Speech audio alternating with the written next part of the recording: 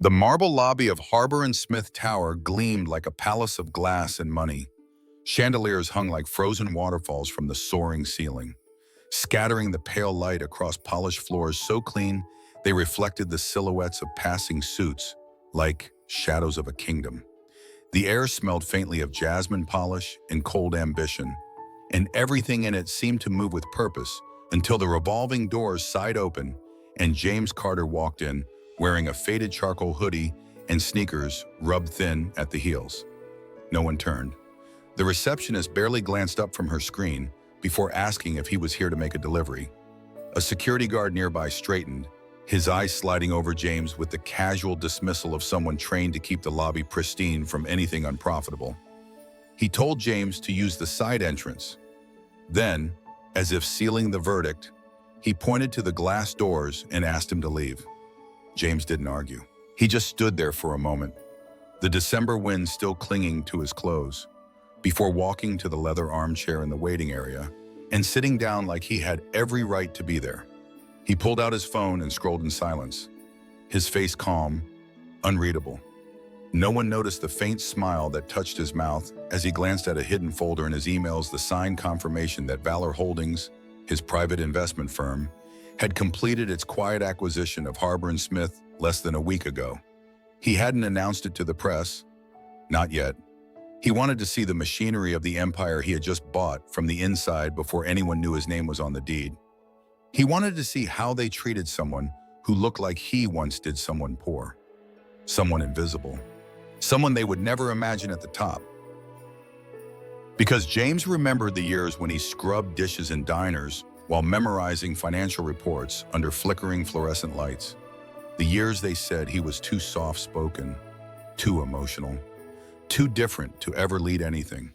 And here he was now, deliberately anonymous inside the fortress that had once slammed its gates on him, watching them with the patience of someone who understood how power works silent, observing, waiting for the moment to speak.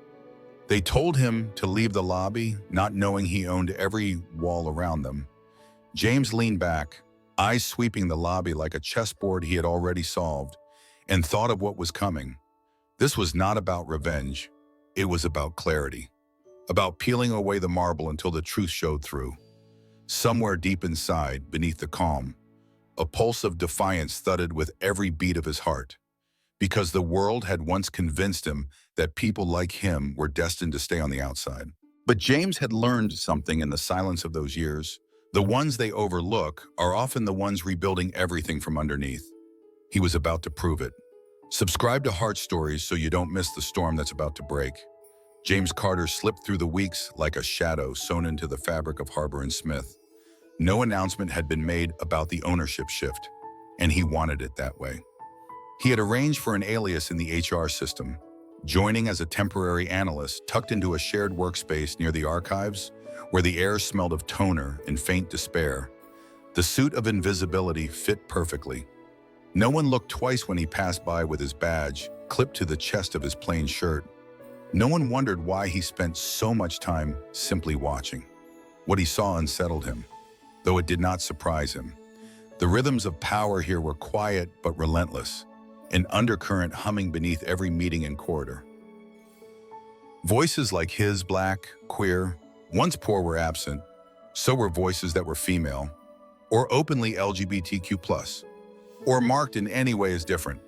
In boardrooms, the same kind of men spoke over others with easy confidence, while those who didn't match the mold folded their voices into silence. Promotion charts revealed patterns like sedimentary rock uniform at the top, fractured at the bottom. James began documenting quietly. He noticed how junior analysts of color had their ideas cut short before they were finished, how female managers were given more administrative tasks, while their male peers were given client-facing ones, how jokes that curled with prejudice slipped past HR unnoticed. And woven through it all was something sharper, an invisible fence around people like Adrian West. Adrian sat 3 desks away, posture precise, expression guarded. He was young, with the kind of clean brilliance that could split open problems others spent weeks circling. His proposals were surgical, his presentations compelling, but they never survived the room. Colleagues skimmed over his contributions as if they carried static. They smiled politely, then moved on to echo the same points when someone else repeated them minutes later. Adrian didn't flinch, but James noticed the way his fingers sometimes curled tight around a pen until his knuckles blanched. One afternoon in the staff lounge where the hum of vending machines dulled conversations to murmurs, James heard him speak to no one in particular. Talent means nothing if they don't see you as one of them. The words landed like something fragile and already half broken. James felt the air pull taut inside him. He remembered nights sleeping on the floor of his first office because rent and payroll couldn't coexist. Remembered investors calling him too emotional, too soft, too much of everything except what they expected. The same verdict, recycled through years, now replayed against this younger man's silence. From that moment, something shifted. James began to move small currents in Adrian's favor. When he heard others dismiss Adrian's work, he casually asked for data to back their claims, then left their answers hanging hollow. When meeting notes went out, he made sure Adrian's name was threaded clearly through the key sections. Always quiet, never obvious. He didn't want credit. He wanted the truth of Adrian's worth to become impossible to ignore. But not everyone missed the shift.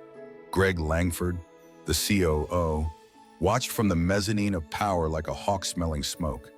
His gaze lingered longer each time James passed. He asked 2 casual questions in the hallway, his smile thin as paper.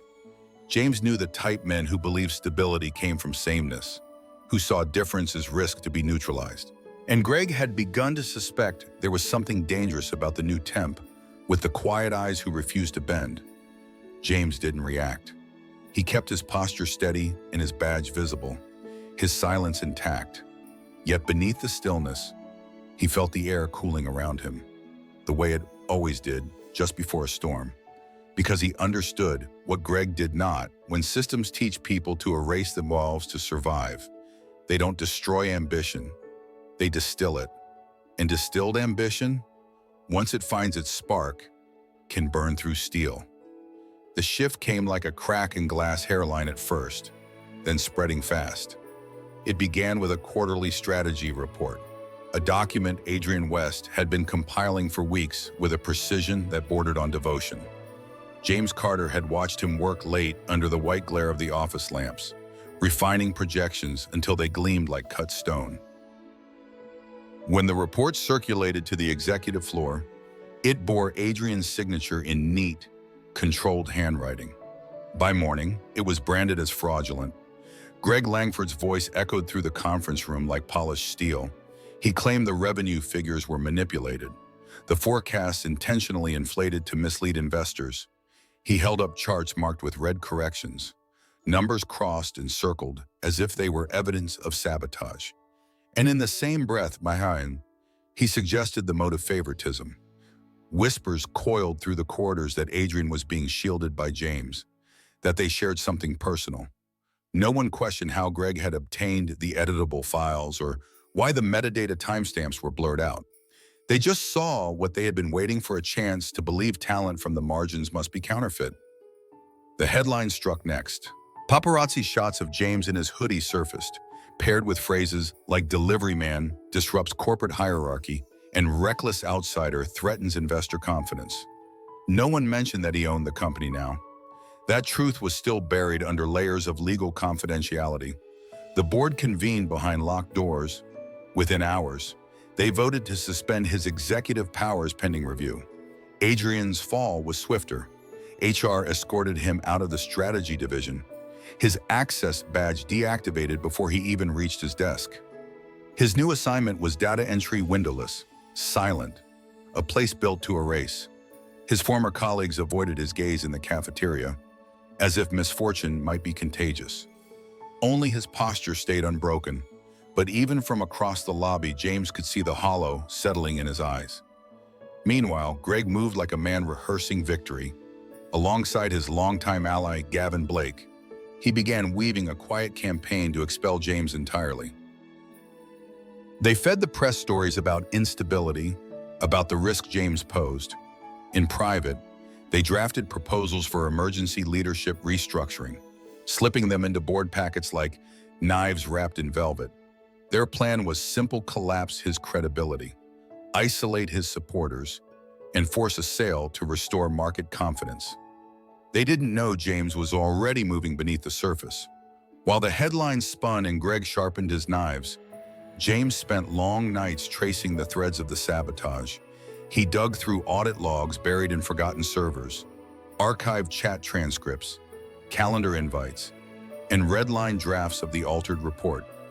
He pieced together the quiet fingerprints of deceit, the login credentials used after midnight from Greg's assistant's account, the email chains where Gavin suggested language to frame Adrian's data as reckless, the HR memos predating the supposed discovery of errors. He saved everything. He dated, encrypted, and notarized it through an external legal firm with no ties to Harbor and Smith. And then, as the noise reached its peak, he vanished. For 12 days, his office stayed empty, his phone unanswered, his name absent from every article that tried to drag him lower. Markets trembled, investors whispered. Inside the building, tension curled in every corner like trapped smoke. Adrian, left alone in the fluorescent hush of the data entry room, stopped hoping for rescue. He had started this job believing merit could outshine bias, that excellence could silence suspicion. Now he watched it crumble. He believed, for the first time, that James had abandoned his firm, but James wasn't gone. He was only silent because he understood something most people never learn until it is too late when truth stands against power. It must first be patient enough to let power trap itself. The annual shareholders' meeting unfolded like theater, all velvet precision and sharp anticipation. Crystal water glasses lined the mahogany tables. Journalists lingered near the aisles, their cameras poised like drawn bows. Greg Langford stood at the podium in a slate suit that gleamed under the spotlights. His voice syruped with confidence as he outlined a bold new direction for Harbor and Smith. He spoke of stabilizing after turbulence, of restoring trust, of pruning weak branches to protect the tree. The board nodded, pens moving in practiced unison. Gavin Blake watched from the front row, eyes bright with calculation. Then the lights died. A shiver rolled through the room as the chandeliers dimmed to black and the microphones cracked into silence. Gasps scattered like beads across marble.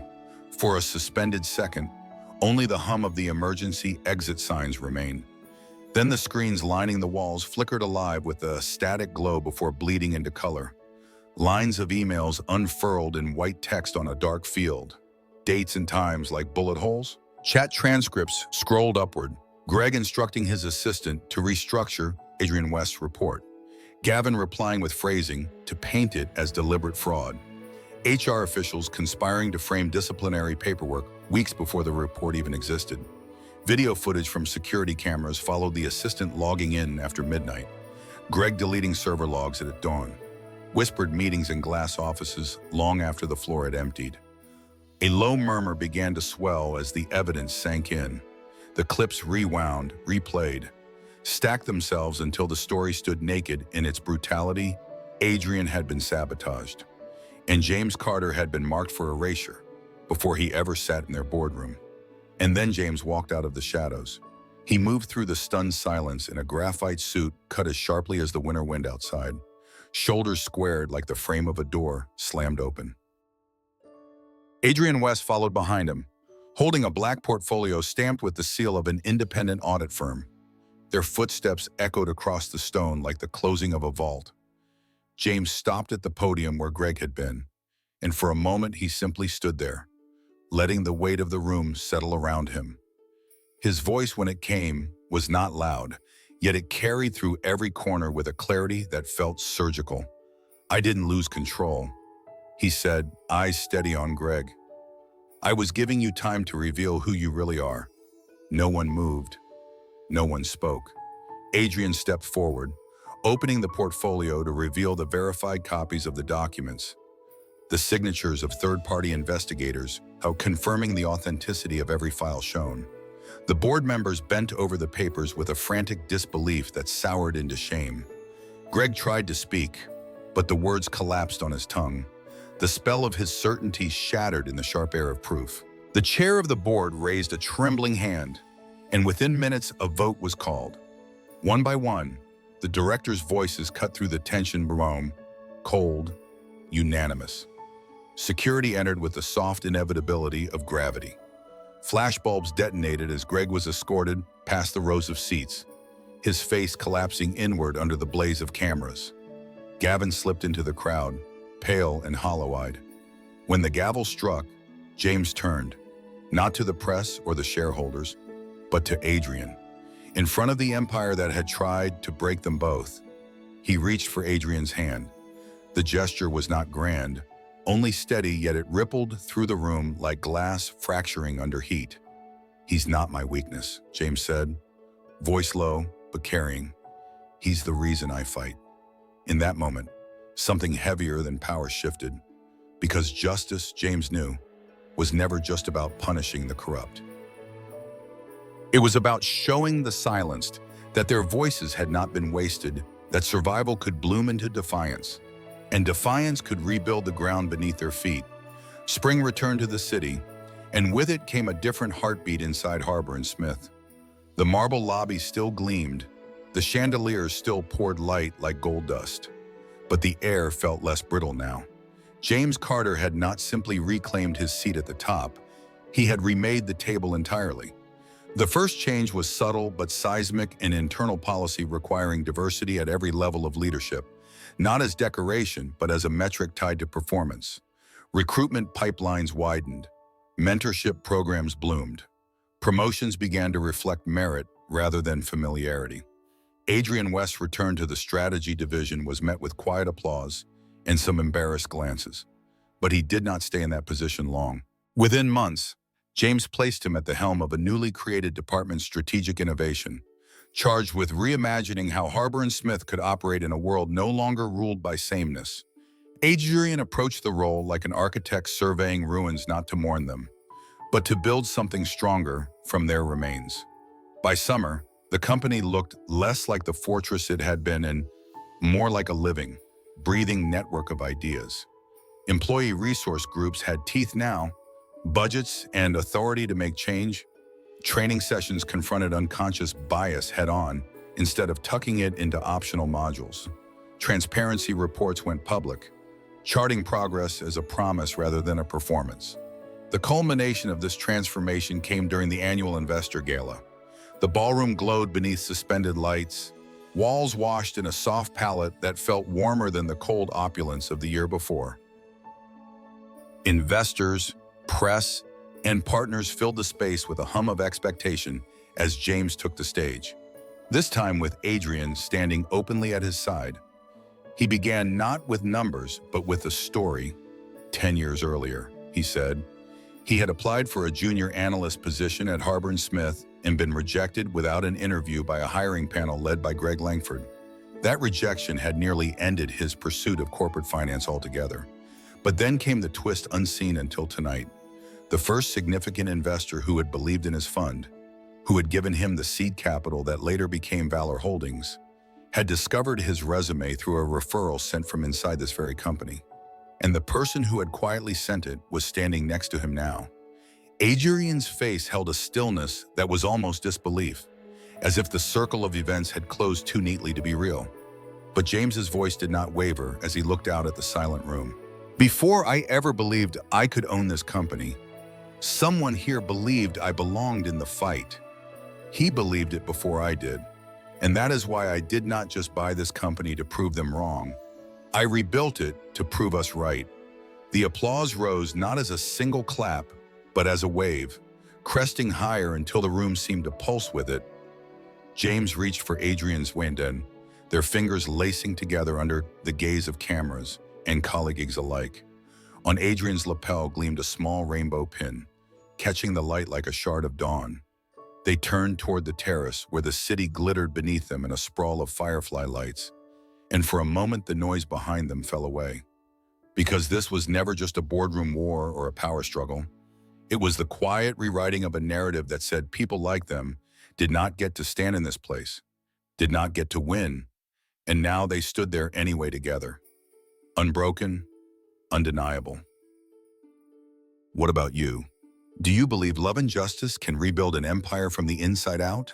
Comment Hoodie CEO if you believe it can, and subscribe to Heart Stories so you never miss a story where the ones they tried to erase become the ones who write the ending.